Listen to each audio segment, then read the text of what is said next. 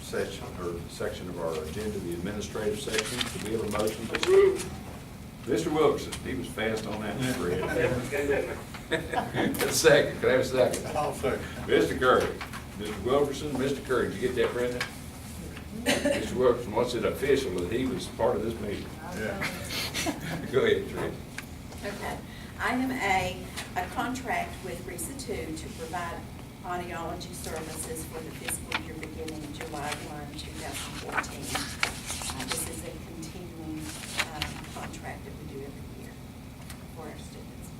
Item B, school volunteers who on occasion may also serve as chaperones to provide transportation for students to and from athletic events, academic competitions, or school outings, who have provided proof of private vehicle liability insurance and have completed volunteer orientation.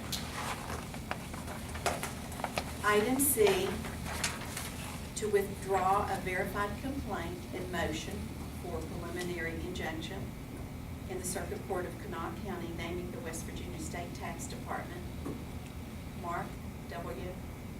Mankovich, Tax Commissioner for the West Virginia State Tax Department, the West Virginia State Board of Education Superintendent James B. Ferris, Honorable Jeffrey B. Kessler, President of the West Virginia Senate, challenging the constitutionality of the West Virginia Code 18-9A-11B, claiming that it violates the thorough and efficient clause contained in Article 12 of the Constitution of the State of West Virginia and violates the due process rights of Lincoln County students. This action is taken based on the March 14, 2014 passage of Senate Bill 1009, which, repeal 11, you have to say that right, 1C, 5B, and 18-9A-2, and amended and reenacted 18-9A-2 and 18-9A-11 by the West Virginia Legislature. Item D, the following adult students to ride the school bus.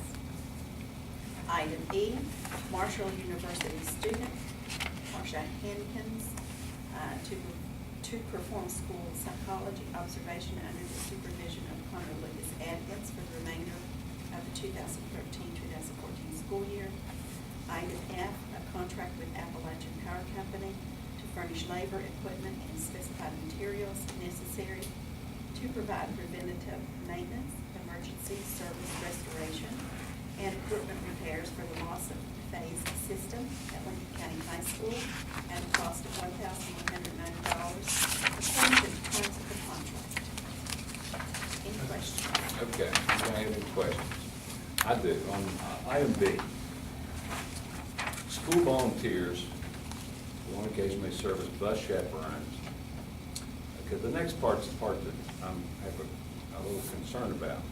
Provide transportation for students to and from athletic events, academic competitions, or school outings.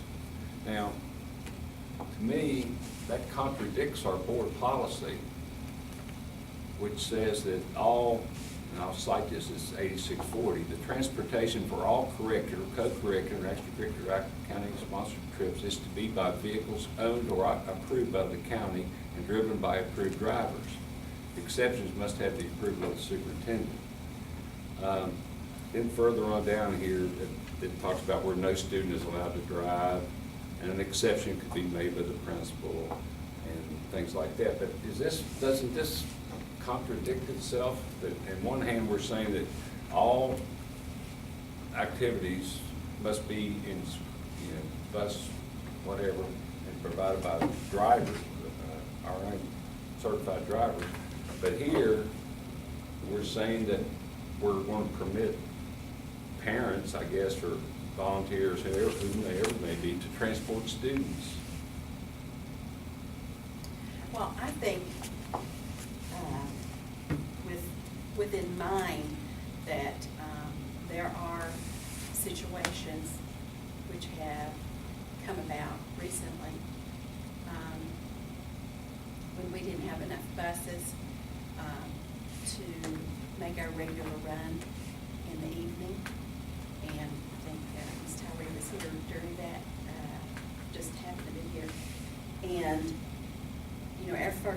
priority is to get our students home, but yet there was a scheduled athletic event, and the bus was supposed to leave around 1 or 1:30 that day. And we gave permission for the parents to be able to transport their child. We have, back in the winter, we had a situation where I felt it was too dangerous for us to put the bus on the road to take students to a competition in Huntington. We had canceled school. The parents wanted their children to participate in that event, in the coach. So they transported, their children. They had gone through, the orientation, those kinds of things. There have been, and this has been a practice, I'm assuming, for a long time, when situations do occur, that parents do transport their children. Well, Mr. Priestley, does that policy say that the superintendent can make exceptions? Exceptions must have the approval of the superintendent. I think that's where we're running into problems with the superintendent's not making the exception, they're doing it on their own. I mean, we've always had volunteers to drive. I mean, if you've got a small team, a debate team or something, the parents have always driven them, so it's cheaper than bus. But I think what may have happened here lately, maybe the superintendent did not give permission, somebody else took that upon themselves to do it.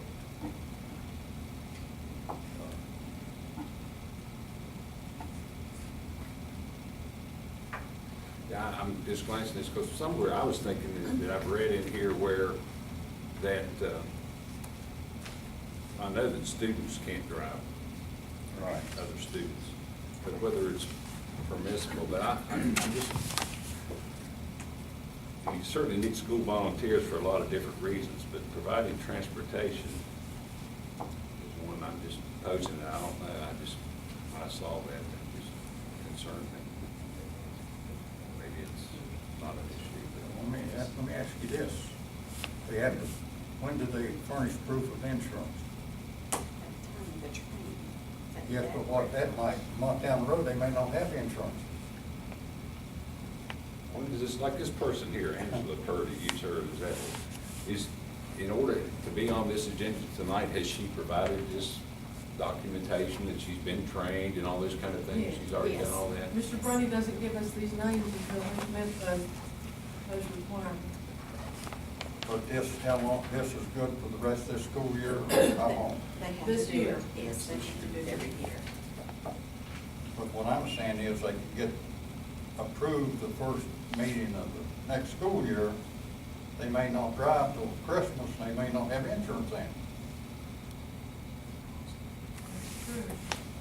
But the part that I agree with what you're saying, Chris, but here's what's contradictory. Up here at the top, exceptions must have the approval of the superintendent. Down here in this last paragraph, no student is allowed to drive on any bus. An exception may be made by the principal. Well, that's The not. student can drive? No, there was a period. It says, no student is allowed to drive on any trip. An exception may be made by the principal on an individual basis, provided the student's parents provides written authorization and release from liability using form, whatever it is.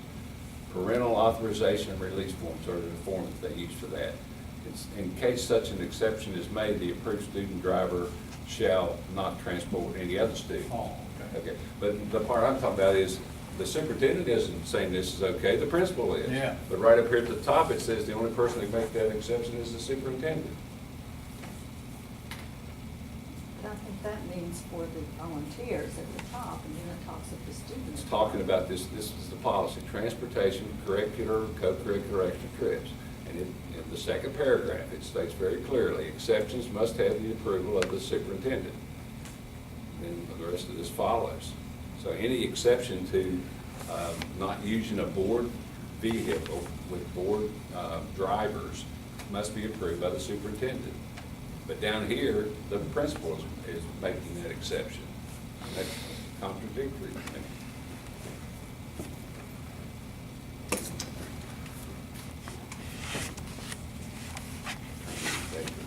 Look it over. Say there were a group of attorneys that approved that. Do what? Yeah, that there were a group of attorneys that approved that, policy before we ever. Well, I'm I sorry. think what some other They counties, didn't how let they me view look at that is if the board gives approval, like you are talking about doing, then that is an approved vehicle for the county. You know what I mean? When you're saying your parents can drive with the permission of the superintendent, then all of a sudden, that is, they're not saying it has to be a bus, it has to be an approved vehicle. I think that's how some of the other counties have looked at that, because it is a common practice all over the state for parents to drive kids to events. So I've never looked at your policy, but we can Maybe you need to say. tweak it. Unfortunately, here 3 or 4 We need years to. ago, we had a fatality where one of our parents was driving students. Yeah, it's a serious issue. I mean, you have to make sure that they're approved and they have insurance and all those things. And, you know, what you said is true. Of course, somebody's insurance could be canceled. I mean, that could, it's not impossible for that to happen. You do have to have insurance in West Virginia, so you kind of assume that most people do, and usually their policies are good for 6 months and then they have to be renewed. But it could happen. I mean, it's not impossible. I'm sure you could ask Mr. Parsons there, since he was state trooper, a lot of these people buy insurance for 1 month till they Yeah. get their life. Yeah, that's probably true. You wouldn't agree It's with that? possible. I mean, Oh, it's yeah. certainly possible. Okay, well, I just pose that for you all to look at here, because it seems to me that it contradicts itself, but maybe I'm misreading. Okay, if there's nothing else, Ms. Wilkes, you don't have anything to say, do you? No, not Okay, this time. make sure you're still with us here. Okay, I'm ready, but my battery's running out. okay, well, Hurry up. we'll talk faster. Okay, all in favor of the administrative items, is that an all yes vote? Yes. Yes. All yes. Okay, let's go to finance. Motion, please. I'll move. Ms. Smith, second. Curry. Ms. Gandy. Okay, item A, scheduled invoices totaling $1,161,387.45 attached. And invoices are available for public inspection at the county office. Item B, a county pension for the following retired employee under option A plan, effective 3/1/14. Carolyn Toppings, $40.18 per month, and she has 36.423 years of experience. Item C, in lieu of transportation payments for the following students for fiscal year 13-14, Tad Spencer. And item D, monthly financial statements for March of 2014. Okay, does anybody have any questions or concerns for Bertie? Anybody? Anybody okay? Okay, if there aren't any questions, then I'll ask for a call for question on the finance regarding all yes vote? Yes. Yes. All yes, okay. All right, let's go to personnel. Could I have a motion? Mr. Baker, second. I'll second. Mrs. Smith. Okay, personnel schedule. Okay. Section A is the employment of either short or a long-term substitute professional personnel. Section B is the employment of substitute service personnel. Section C is the transfer of service personnel for the school year 2014-2015. Section D is the employment of extracurricular personnel. Section E is leave of absence. Section F is the resignation and or retirement, and it's noted under the effective date, whether it is a resignation or retirement. And the last one, rescind the termination of Parks Pre-K-8 teacher Melissa Cyphers, General Science 608, West Virginia Code 18-4-7A, K5. Any questions? Anybody? If not, then we'll call for question on the personnel items. Is that an all yes vote? Yes. Yes. All yes on personnel. Okay. We're now down to the comments and concerns.